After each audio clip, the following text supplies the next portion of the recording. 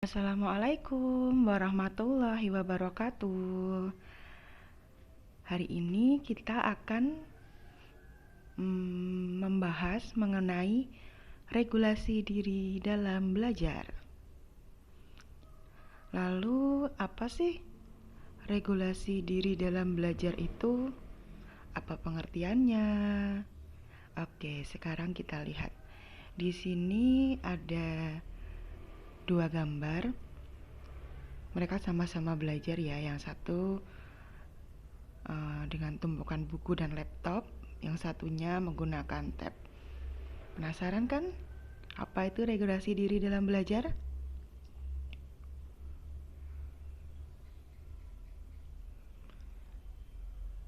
Kita coba lihat di slide selanjutnya. Oke, pengertian regulasi diri dalam belajar.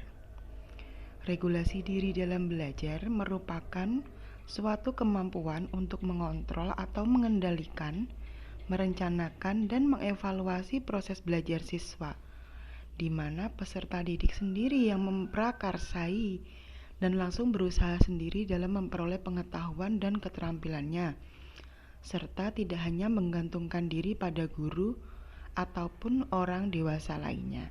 Nah, untuk mudahnya regulasi diri ini seperti kesadaran dalam diri kita untuk menambah pengetahuan, keterampilan. Contoh di suatu pelajaran, Bapak Ibu guru sudah memberikan materi. Wah, ternyata materi ini kurang lengkap mungkin dalam digunakan untuk menjawab beberapa soal. Nah, kita ada inisiatif sendiri nih mencari materi-materi yang dibutuhkan untuk menjawab soal itu.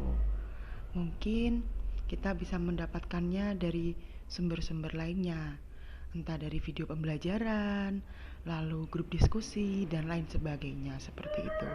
Jadi intinya kita punya seperti dorongan dalam diri untuk menambah pengetahuan tanpa disuruh oleh orang lain, seperti itu ya. Gimana? Udah mengerti mengenai regulasi diri dalam belajar? Oke. Nah, apa sih Bu langkah-langkah dalam regulasi belajar ini? Oke, yang pertama ada plan. Ada planning. Planning itu artinya rencana. Kita merencanakan apa sih yang mau kita dapat? Apa sih mau kita tuju? Nah, seperti target-target seperti itu ya. Lalu yang kedua, pelaksanaan. Apa yang bisa kita lakukan? Nah, apa aja yang bisa kita lakukan untuk mencapai tujuan-tujuan itu? Lalu ada juga evaluasi. Nah, mengevaluasi ini gunanya untuk melihat kembali apakah usaha kita ini sudah sepadan dengan apa yang kita inginkan, seperti itu. Lalu, apakah masih ada kesalahan? Oke, untuk lebih jelasnya ada langkah-langkah yang udah tertulis ya.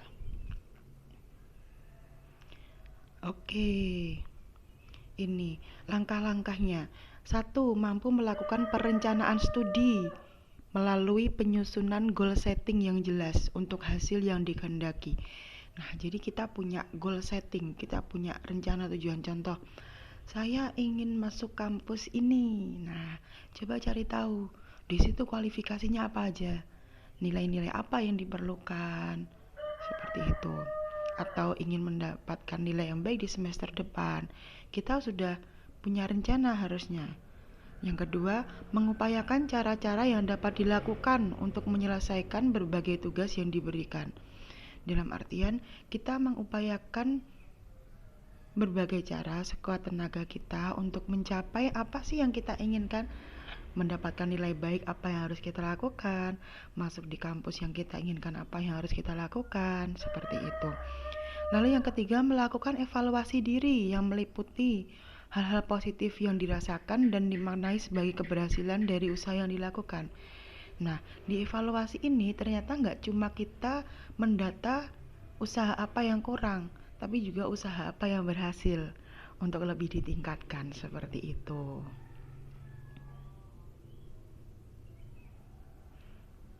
Coba ada apa di slide selanjutnya? Nah, ditanya nih, sudahkah kita merancang dan menerapkan regulasi diri dalam belajar?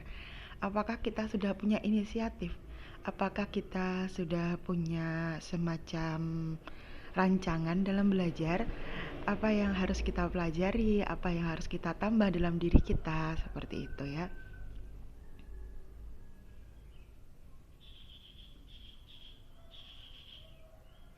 Oke, terima kasih. Sekian uh, kegiatan BK hari ini. Semoga kita semua bisa meningkatkan kemampuan regulasi diri dalam belajar. Wassalamualaikum warahmatullahi wabarakatuh.